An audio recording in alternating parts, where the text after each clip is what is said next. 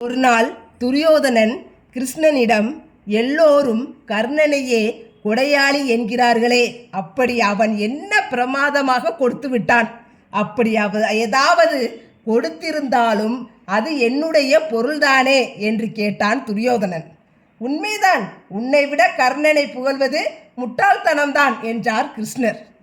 துரியோதனா, 6 மாதத்திற்கு பிறகு நான் ஒரு யாகம் செய்ய போகிறேன். அதற்கு வேண்டிய பொருள்களை எல்லாம் சேர்த்து விட்டேன். விறகு ஒன்றுதான் பாக்கி.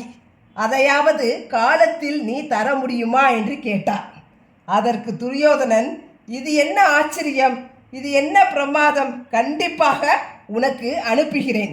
அந்த சமயம் ஒரு சீட்டு கொடுத்து அனுப்பி வைக்கிறேன் என்றான். மழைக்காலம், வானமே பொத்து கொண்டு விட்டார் போன்ற மலையில் கிருஷ்ணன் 20 வண்டிகளோடு துரியோதனனுக்கு சீட்டு கொடுத்து அனுப்பினார்.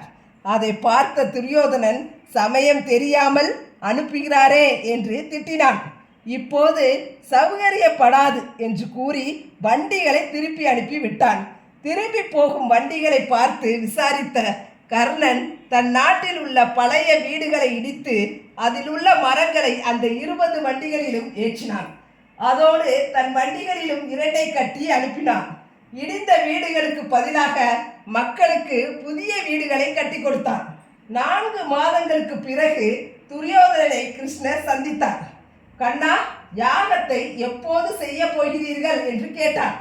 கர்ணன் உதவியால் குறித்த காலத்தில் யாகம் பூர்த்தி அடைந்து விட்டதே என்றார் கிருஷ்ணர்.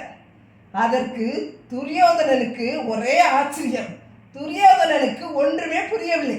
விஷயத்தை விளக்கிய கிருஷ்ணன், துரியோதனா, கர்ணன் உன்னை விட உயர்ந்தவன் என்பது இப்பொழுது தெரிகிறதா? பிறரால் வேண்டப்பட்டு மகிழ்ச்சி அடைவான், கேட்டதை விட அதிகமாக கொடுப்பான்.